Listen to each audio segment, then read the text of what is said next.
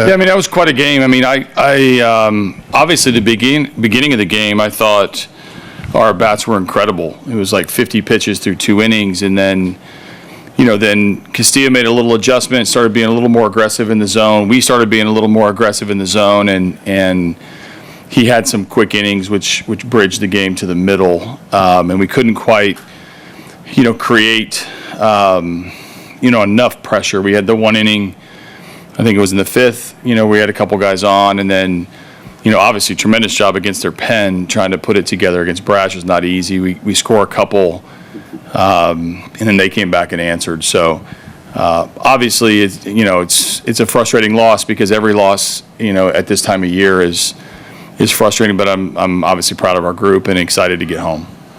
We're right down here in the front.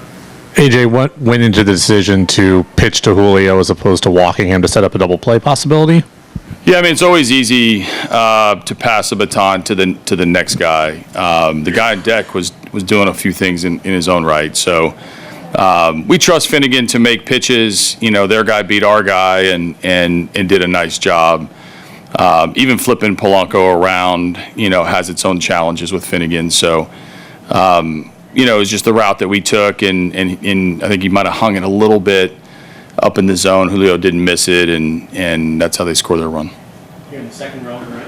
AJ, how did Tork's hit tying the game impact the bullpen decisions, particularly with Finnegan, given how often, how much use he's had? Yeah, I mean, before the game, we talked about our bullpen, and our guys were ready to go. So, I think a couple of their good hitters did a good job of hitting pitches that Finnegan left up in the zone. Cal gets the double, Julio gets the double. Then I thought Finnegan battled back really well to stay in that. A little bit unlucky with the broken bat single, and Herder came in and was able to get the last out, and there we have 1 run. If we could get anything started against Munoz, which is a tall task, that was our hope at that point. But obviously Finnegan was going to pitch in a tie or up game. I had Tommy up. I'm sure you guys saw that. If we were in a down game, but at the top of the order, we're going to attack them with our best. Question, we'll go to Cody over there on the left. AJ Tarek obviously set such a high bar for himself. How did you feel about his stuff and command for the bulk of the night? All his stuff was good. Polanco got, I think the first one was a slider, and he hits the homer, hit another homer, which you don't see the same guy get good swings against Tarek very often. But other than that, I thought there was a walk in there. There was a few pitches that I think he didn't execute, but all in all, he did a tremendous job of keeping us in the game and keeping it right where it was. I mean, it was a well-pitched game on both sides. They had a couple big swings. We missed a couple opportunities, but I thought Tarek did his part.